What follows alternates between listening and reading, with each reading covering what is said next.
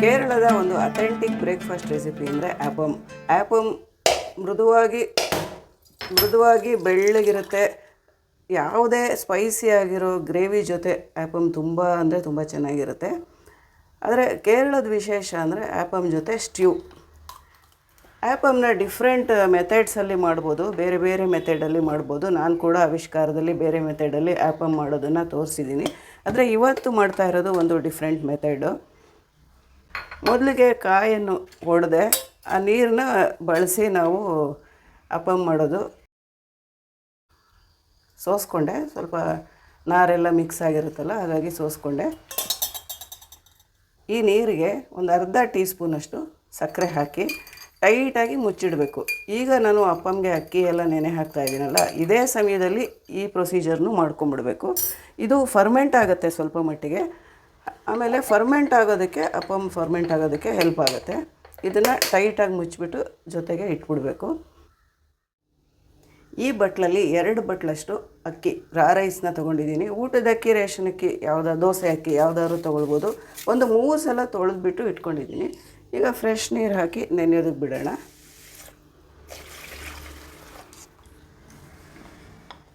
ಯಾವ ಬಟ್ಲಲ್ಲಿ ಅಕ್ಕಿ ತೊಗೊಂಡಿದ್ದೀನೋ ಅದೇ ಬಟ್ಲಲ್ಲಿ 1/4 ಭಾಗದಷ್ಟು, ಅಂದರೆ ನಾನಿಲ್ಲಿ 2 ಕಪ್ ತೊಗೊಂಡಿದ್ನಲ್ಲ, ಸೊ ಅರ್ಧ ಕಪ್ಪಷ್ಟು ಅವಲಕ್ಕಿ ತೊಗೊಂಡಿದ್ದೀನಿ.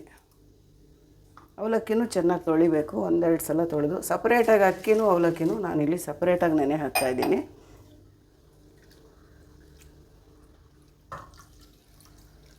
ಅವಲಕ್ಕಿನೂ ಸಪ್ರೇಟಾಗಿ ನೆನೆಸ್ದೆ. ಇನ್ನು ಕಾಯಿ ತುರಿ, ಈ ಕಪ್ಪಲ್ಲಿ 2 ಕಪ್ ಅಕ್ಕಿ ತೊಗೊಂಡಿದ್ನಲ್ಲ, 1 ಕಪ್ಪಷ್ಟು ಕಾಯಿ ತುರಿ. ಇದನ್ನು ರುಬ್ಬಬೇಕಾದ್ರೆ ಹಾಕ್ಕೊಳ್ತೀನಿ.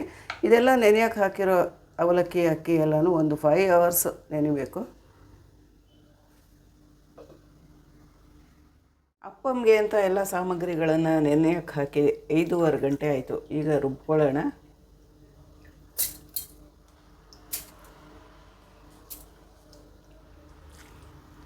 ಅವಲಕ್ಕಿನೂ ಚೆನ್ನಾಗಿ ನೆಂದಿದೆ. 2-3 ಬ್ಯಾಚಲ್ಲಿ ರುಬ್ಬಬೇಕಾಗುತ್ತೆ. ಕಾಯಿ ತುರಿ ಮತ್ತು ಈ ಕಾಯಿ ನೀರನ್ನ ನಾನು ಸಕ್ಕರೆ ಹಾಕಿ ಮುಚ್ಚಿಟ್ಟಿದ್ದೆ, ಇದನ್ನು ಹಾಕ್ತೀನಿ. ಇದನ್ನು ಹಾಕ್ಕೊಂಡೇ ರುಬ್ಬಬೇಕು. ಪೂರ್ತಿ ಹಾಕಿದ್ದೀನಿ.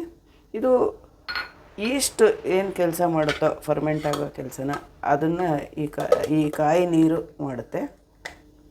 ಇನ್ನು ಗ್ರೈಂಡ್ ಮಾಡ್ಕೊಳ್ಳೋಣ. ಹಿಟ್ಟು ರುಬ್ಬಿದ್ದಾಯಿತು. ಈಗ ಉಪ್ಪು ಹಾಕ್ತಾಯಿದ್ದೀನಿ. ಉಪ್ಪು ಹಾಕಿಬಿಟ್ಟೆ ಫರ್ಮೆಂಟ್ ಆಗೋದಕ್ಕೆ ಬಿಡಬೇಕು, ಯಾಕೆಂದರೆ ಇದರಲ್ಲಿ ಉದ್ದಿನಬೇಳೆ, ಮೆಂತ್ಯ ಯಾವುದನ್ನು ಹಾಕಿರಲ್ಲ. ಹಾಗಾಗಿ ಉಪ್ಪು ಹಾಕಿ ಫರ್ಮೆಂಟ್ ಆಗೋದಕ್ಕೆ ಬಿಟ್ಟರೆ ಸ್ವಲ್ಪ ಚೆನ್ನಾಗಿ ಫರ್ಮೆಂಟ್ ಆಗುತ್ತೆ. ಕಾಯಿ ನೀರು ಮಿಶ್ರಣ ಹಾಕಿದ್ದೀನಿ, ಜೊತೆಗೆ ನೀರು ಎಲ್ಲ ಹಾಕ್ಕೊಂಡು ಇದನ್ನು ದೋಸೆ ಹಿಟ್ಟಿನ ಹದದಲ್ಲಿ ರುಬ್ಕೊಂಡಿದ್ದೀನಿ. ತುಂಬ ನುಣ್ಣಗೆ ರುಬ್ಕೊಳ್ಳೋದು ತುಂಬ ಇಂಪಾರ್ಟೆಂಟು. ಉಪ್ಪು ಹಾಕಿದ್ಮೇಲೆ ಸ್ವಲ್ಪ ಕೈಯಲ್ಲಿ ಚೆನ್ನಾಗಿ ಒಂದೇ ಡೈರೆಕ್ಷನಲ್ಲಿ ಈ ರೀತಿ ಮಿಕ್ಸ್ ಮಾಡಬೇಕು. ಈ ಥರ ಮಾಡೋದ್ರಿಂದ ಚೆನ್ನಾಗಿ ಫರ್ಮೆಂಟ್ ಆಗುತ್ತೆ. 1-2 ನಿಮಿಷ ಈ ರೀತಿ ಮಿಕ್ಸ್ ಮಾಡಬೇಕು.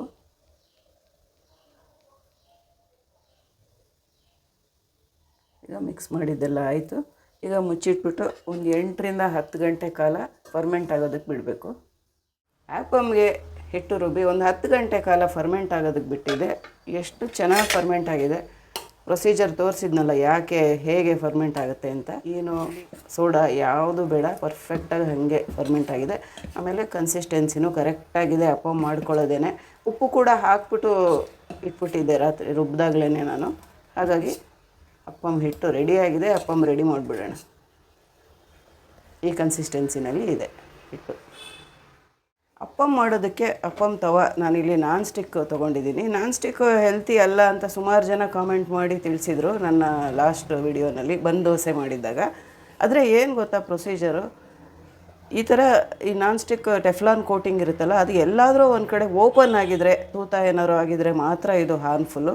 ಹಾಗೆ ನೀಟಾಗಿ ಏನೂ ಆಗಿಲ್ಲ ಅಂತ ಅಂದಾಗ ಏನೂ ತೊಂದರೆ ಇಲ್ಲ.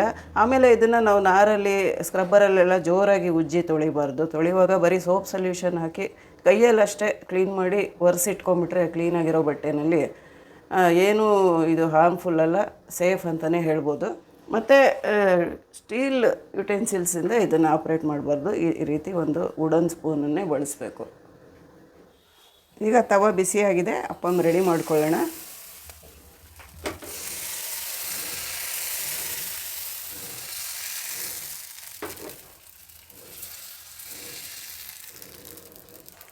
ಇದಕ್ಕೆ ಒಂದು ತೊಟ್ಟು ಎಣ್ಣೆ ಕೂಡ ಹಾಕೋದು ಬೇಕಿಲ್ಲ. ಸಿಮ್ಮಲ್ಲಿ ಇಟ್ಕೊಂಡೇ ಬೇಯಿಸಬೇಕು.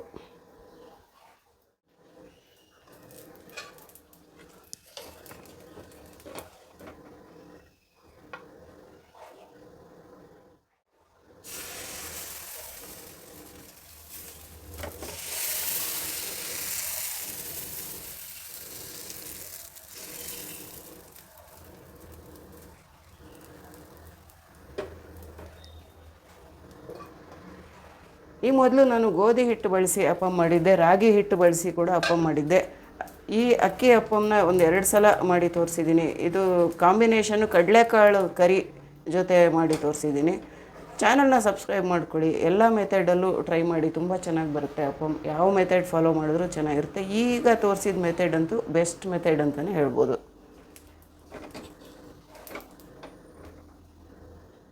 ಕೇರಳದ ಅಥೆಂಟಿಕ್ ತಿಂಡಿ ರೆಸಿಪಿ ಅಪ್ಪಮ್ ಜೊತೆಯಲ್ಲಿ ಬೆಸ್ಟ್ ಕಾಂಬಿನೇಷನ್ ಸ್ಟ್ಯೂ.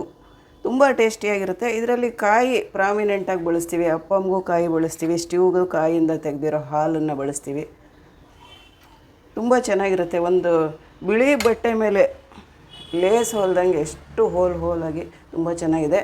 ಆಮೇಲೆ ಸೋಡಾ, ಈಸ್ಟ್ ಯಾವುದನ್ನು ಬಳಸಿಲ್ಲ. ಎಷ್ಟು ಚೆನ್ನಾಗಿದೆ, ಎಷ್ಟು ಮೃದುವಾಗಿದೆ ಅಂತ ನೋಡ್ತಾ ಇರ್ಬೋದು.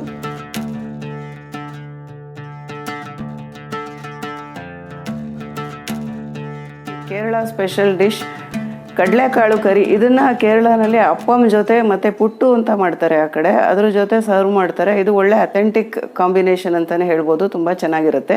ಯಾವುದೇ ಹೋಟೆಲ್ಗೆ ಹೋದರೂ ಕೇರಳನಲ್ಲಿ ನಾವು ಅಪ್ಪಮ್ ಆರ್ಡ್ರ್ ಮಾಡಿದ್ರೆ ಕಡಲೆಕಾಳು ಕರಿ ಜೊತೆನೇ ಸರ್ವ್ ಮಾಡ್ತಾರೆ.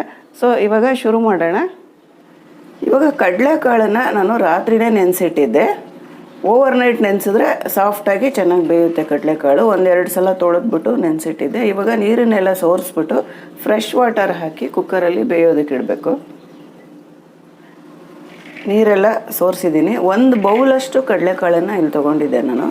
ಇವಾಗ ಇದಕ್ಕೆ ಸ್ವಲ್ಪ ಫ್ರೆಶ್ ವಾಟರ್ ಹಾಕಿ, ಇಷ್ಟು ನೀರು ಸಾಕಾಗುತ್ತೆ. ಇದಕ್ಕೆ ಸ್ವಲ್ಪ ಬೇಯುವಾಗಲೇ ಸೋಂಪು ಹಾಕಿ ಬೇಯಿಸಬೇಕು. ಇದು ಒಳ್ಳೆ ಫ್ಲೇವರ್ ಕೊಡುತ್ತೆ. ಆಮೇಲೆ ಡೈಜೆಷನ್ಗೆ ತುಂಬ ಹೆಲ್ಪ್ ಆಗುತ್ತೆ. ಕಡಲೆಕಾಳು ತುಂಬ ಹೆವಿ ಆದ್ರಿಂದ ಸೋಂಪು ಈ ಥರ ಹಾಕೋದ್ರಿಂದ ಡೈಜೆಷನ್ಗೆ ಹೆಲ್ಪ್ ಆಗುತ್ತೆ.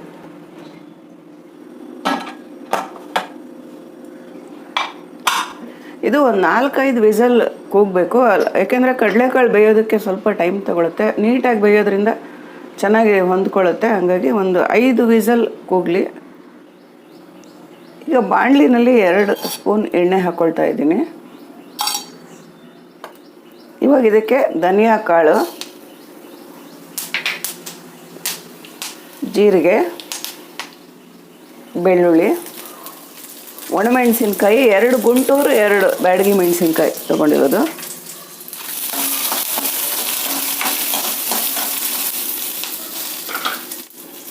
ಒಂದು ದಪ್ಪ ಈರುಳ್ಳಿ ದಪ್ಪವಾಗಿ ಕಟ್ ಮಾಡಿ ಇಟ್ಕೊಂಡಿರೋದು ರುಬ್ಬೋದಕ್ಕೆ ಅಂತ. ಇದು ಟೊಮೆಟೊ 2 ಸಣ್ಣ ಟೊಮೆಟೊ ಎಲ್ಲ ರುಬ್ಕೊಳ್ಳೋದಕ್ಕೆ ಅಂತ.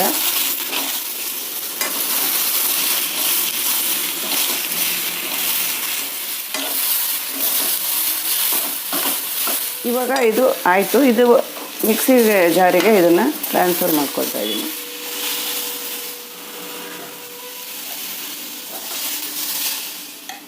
ಸ್ವಲ್ಪ ಶುಂಠಿ ಸೇರಿಸ್ತಾ ಇದ್ದೀನಿ, ಗಸಗಸೆ ಸ್ವಲ್ಪ, ಕಾಯಿ ತುರಿ. ಇದಕ್ಕೆ ಇವಾಗ ಸ್ವಲ್ಪ ನೀರು ಹಾಕಿ ಗ್ರೈಂಡ್ ಮಾಡ್ಕೊಳ್ತಾ ಇದ್ದೀನಿ.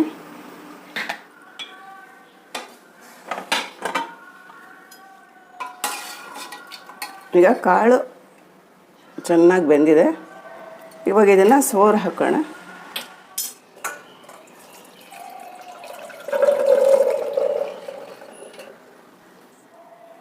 ಇವಾಗ ಒಗ್ಗರಣೆ ಹಾಕೋಣ. ಸ್ವಲ್ಪ ಎಣ್ಣೆ ಹಾಕ್ತಾ ಇದ್ದೀನಿ, ಸಾಸಿವೆ, ಈರುಳ್ಳಿ ಹಾಕ್ತಾ ಇದ್ದೀನಿ, 2 ಹಸಿಮೆಣಸಿನ್ಕಾಯಿ,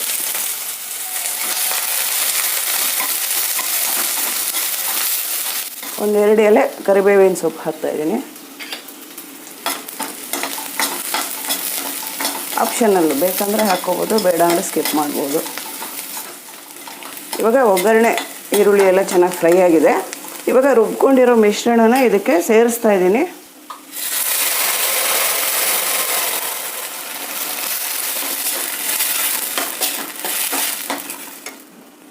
ಉಪ್ಪು ಹಾಕ್ತಾಯಿದ್ದೀನಿ.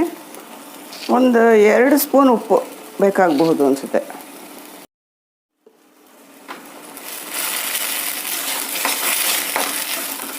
ಇವಾಗ ಬೇಯಿಸಿರೋ ಕಡಲೆಕಾಳನ್ನು ಇದಕ್ಕೆ ಸೇರಿಸೋಣ. ಈ ಕಡಲೆಕಾಳನ್ನು ಶೋಧಿಸಿದ ನೀರನ್ನು ಚೆಲ್ಲಬೇಕಾಗಿಲ್ಲ. ಇದನ್ನು ತಿಳಿ ಸಾರು ಅಥವಾ ಏನಾದರೂ ಒಂದು ಉಪ್ಸಾರು ಥರ ಆ ಥರ ಮಾಡ್ಕೊಂಡು ಬಳಸ್ಬೋದು. ಸ್ವಲ್ಪ ನೀರು ಹಿಡಿಯುತ್ತೆ. ನೀರು ಹಾಕ್ತಾಯಿದ್ದೀನಿ.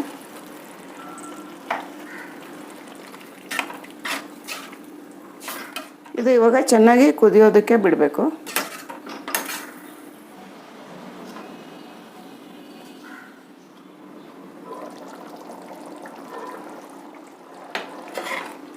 ಇದು ಇವಾಗ ಆಗಿದೆ, ಚೆನ್ನಾಗಿ ಕುದೀತಾ ಇದೆ. ಕಡಲೆಕಾಳು ಕರಿ ರೆಡಿ ಆಯಿತು. ಕೊನೆಯಲ್ಲಿ ಕೊತ್ತಂಬರಿ ಸೊಪ್ಪನ್ನು ಹಾಕ್ತಾಯಿದ್ದೀನಿ. ಫ್ರೆಂಡ್ಸ್, ಇವಾಗ ಕೇರಳ ಟ್ರೆಡಿಷ್ನಲ್ ರೆಸಿಪಿ ಕಡಲೆಕಾಳು ಕರಿ ಅಪ್ಪಮ್ ಜೊತೆ ಸರ್ವ್ ಮಾಡ್ತಾಯಿದ್ದೀನಿ.